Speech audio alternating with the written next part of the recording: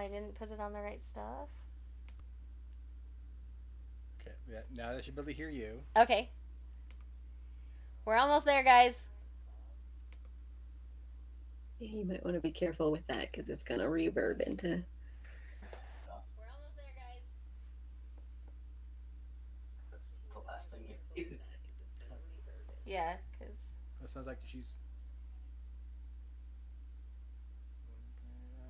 Let's see here. That's not even supposed to be. That's supposed to be system. Hang on, audio. Hang on, audio is doing something. April talks. Hello. Can you hear me now? You can't hear her, can you? April talks. Hello. Yep, she's good. Yep. Okay. You're good. So is the sound coming through my computer? No, it's coming from. Oh, it's coming from your phone. Okay. I was really confused. Okay, now we do everything you just did. Okay, now Technology. repeat everything you just said, April. Sweet. Okay. So I guess we can start from the beginning again.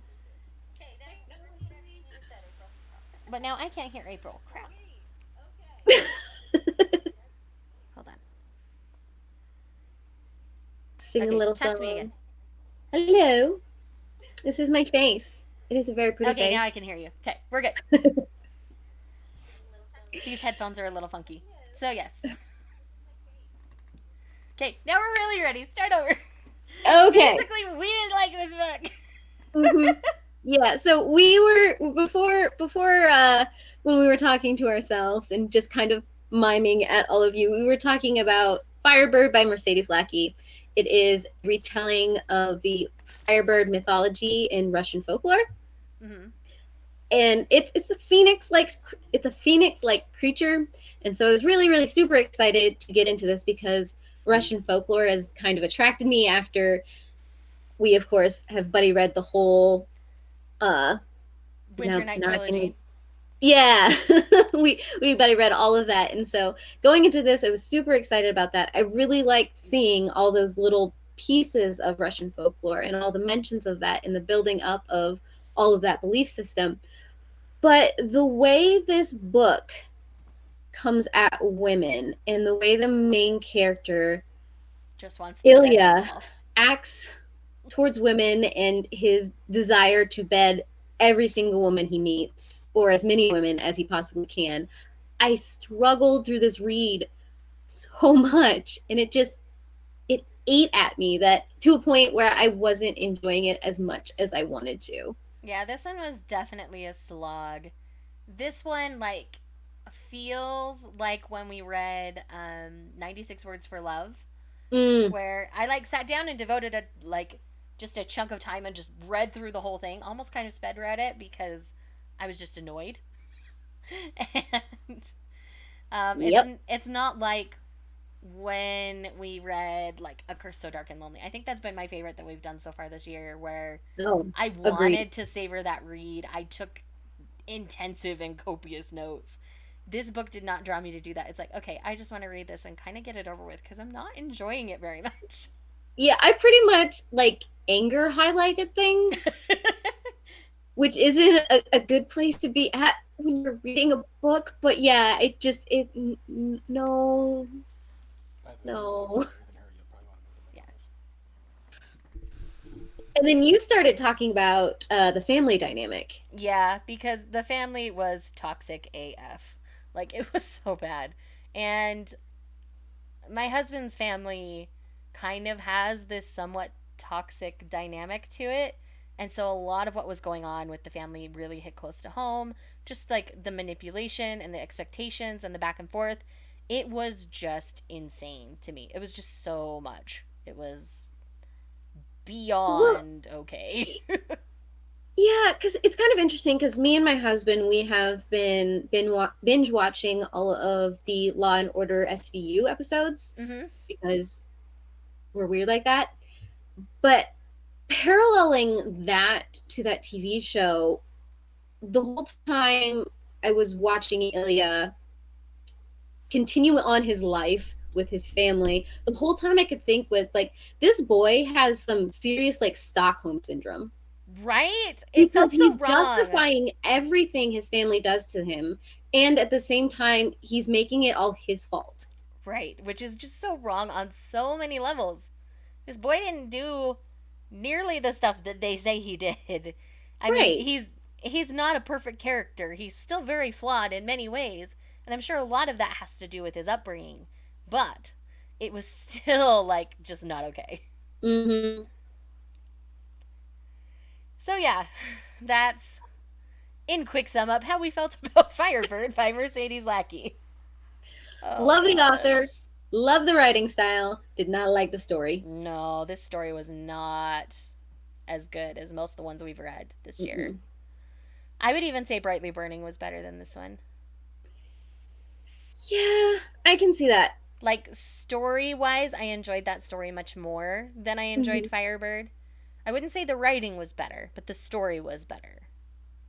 Because Yeah. that's just it. You can have a good story and subpar writing and still enjoy it. But if you've got great writing and a crappy story, you still can't save it.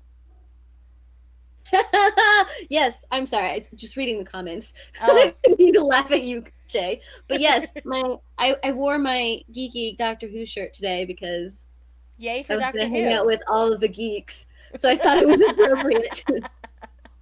Oh, it's Alonzi. Okay. Yeah, well, and it was. I remember you guys talking on your podcast how you're talking about your first doctors and who your favorite doctors were. Well, and 9 is technically my first doctor, but 10 is the doctor that stole my heart. Yes. you always remember your It's first true. doctor. And Christopher Eccleston, I think that's how you say his last name, was fantastic. Yeah, He really was a fantastic doctor, and I wish he would have stuck around more than one season. Like, I really did enjoy him. Yeah, I'm the same way. Eccleston was sort of my first-ish. He was my first that I watched all the way through. Okay. And so I was attached to him and extremely mad when I found out doctors regenerate. Yeah. But in the end, I ended up when I found that out, I was him. like, I'd kind of known because everybody talked about a doctor with a specific number. So I kind of knew, but I didn't know. And then when I saw it happen, I'm like, oh, well, that's like a character dying, but you still have the same character. And it's weird and bizarre, but I like it. Yep. Because it keeps the show fresh-ish. Yeah, you can try new things out. Yeah, I'm still stuck on the Peter Capaldi seasons. It's the one where Clara's about to leave. Like, my opinion on the whole Peter Capaldi thing, I think he could have been great, but I think Clara stuck around too long. I think we needed a new companion for him. Yeah, well, and then She wasn't the best fit for Peter Capaldi, in my opinion. But Doctor Who. Yeah, I wasn't a huge fan of that. I love the actress who played Clara. Don't get me wrong. I love her in everything else I've seen her in. I just think they stretched out Clara's character too long in the show. I agree. No, I struggled through some of her season. Yeah. And then I've got maybe one episode left that I haven't watched in 13. Uh-huh. Things just have started falling off for me that it's not holding my attention the way I want it to, and so we've just well, not kept up with it. I'm the unpopular opinion here. I was mad when I found out the doctor was going to become a girl. I really liked that there was this great male role model for boys to look up to because there weren't that many. There still aren't, in my opinion. And so now all of a sudden you're taking this male character, this person to look up to, who wasn't necessarily a perfect person. He was still a flawed person. And all of a sudden you're turning it into a woman for an agenda. Mm-hmm. That's just my opinion. Yeah, no, I wasn't. It's not something that I was a huge fan of either, especially since we had just made the master female. Right, exactly. And maybe if that hadn't just happened, I wouldn't have such a negative pull towards them changing the gender of the doctor. Like, I was just. But I feel like there's so many other ways to lift up females in the show. So much. You get a good, solid companion next to the doctor. Like, honestly, unpopular opinion again, Donna was one of my favorite companions. Oh, yeah, by far. I adored Donna. I thought she was such a good fit. She was strong. She was feisty. And she wasn't afraid to question the doctor. other companions have been afraid to question the Doctor. Mm-hmm. And so I just loved her for that. She just became this amazing, strong female. And how that whole story arc ended just tore me up inside. Let's be real here. But yeah, anyway. Yep. Are devolving into a Doctor Who discussion rather than. We can have a Doctor Who discussion another day. Once I'm a little more current, like, at least let me get through all of the Capaldi stuff, because I need to see the Husbands of River Song. Like, I need to see that one, and then we can do that. Because that's the episode I've been, like, anxious to see, but I haven't wanted to slog through the rest to get to it.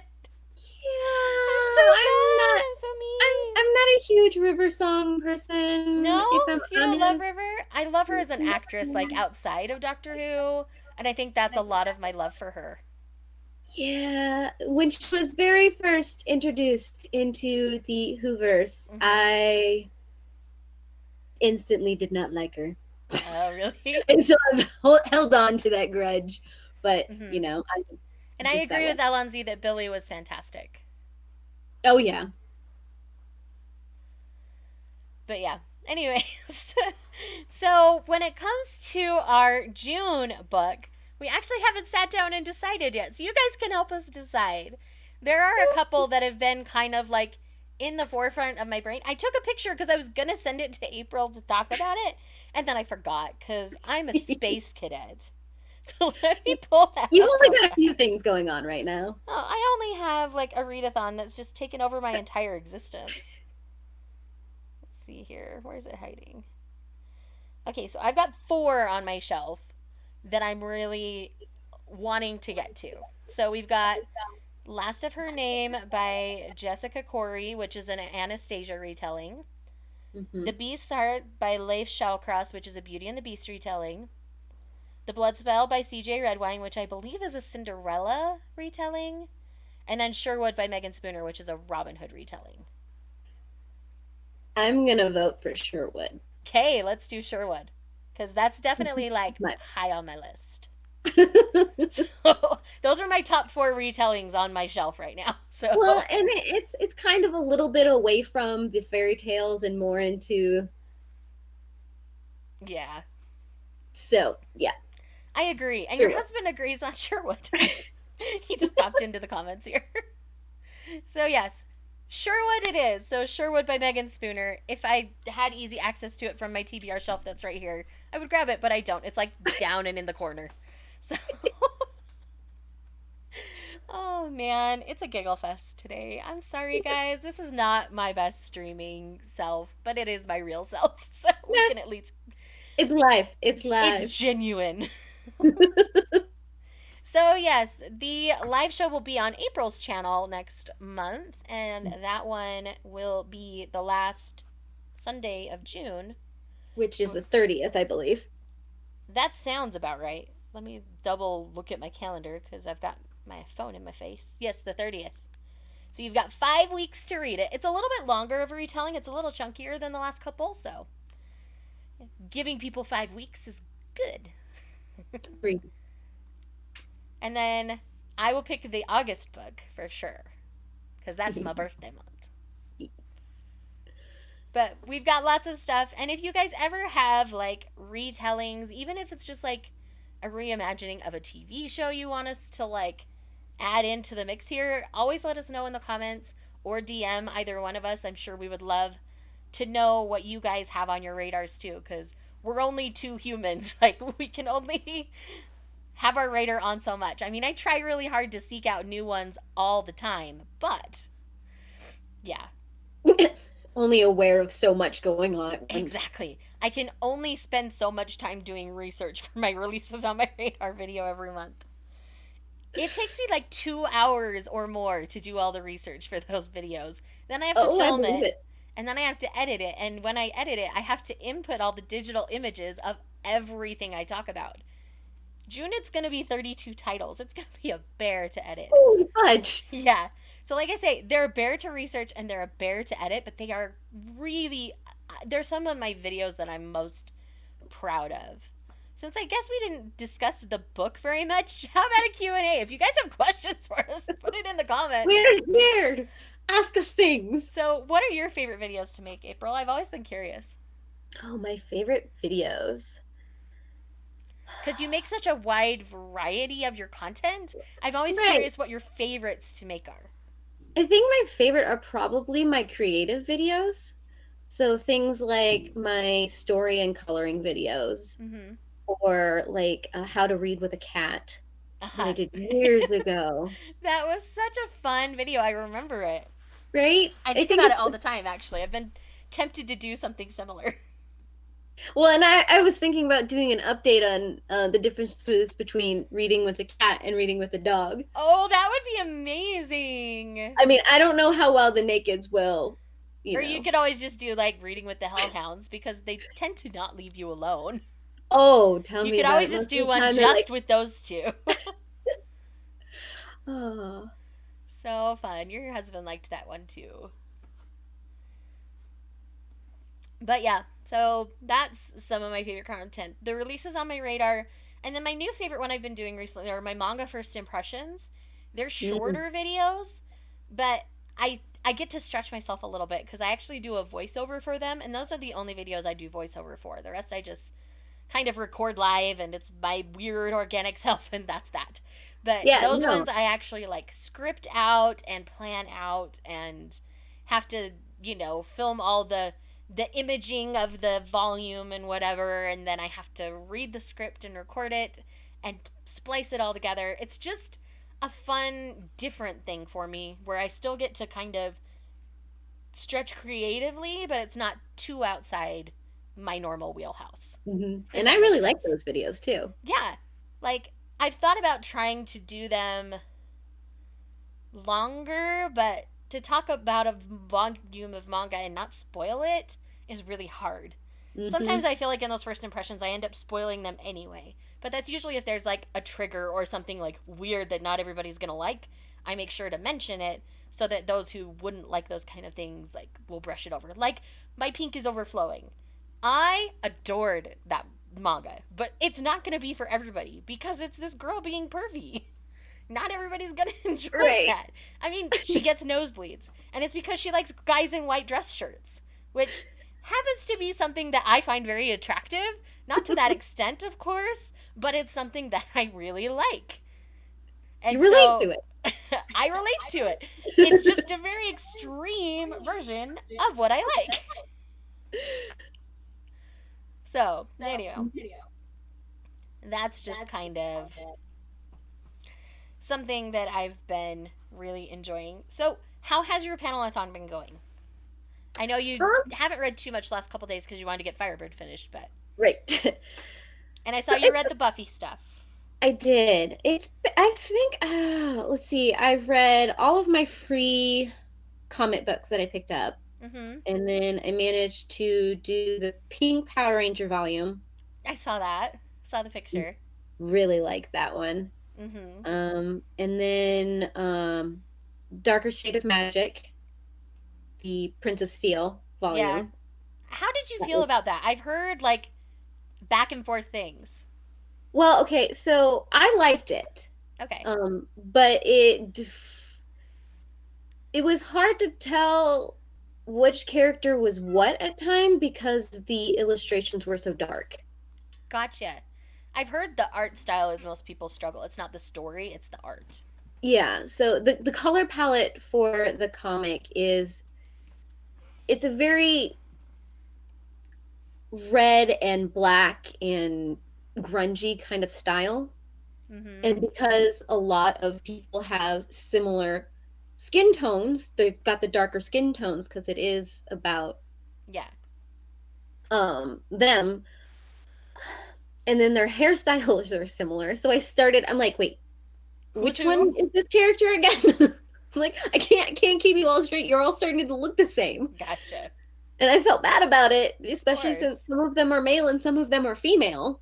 And it was still hard to tell them apart as male and female? Yeah. Oh, that's rough. But I Wow. did like the storyline, and because it is a precursor to the Darker Shade of Magic series, it is Uh-huh. interesting to see um the king's background. Yeah. like I said, most people loved the story part, but the art part was a no-go. That's Mm-hmm.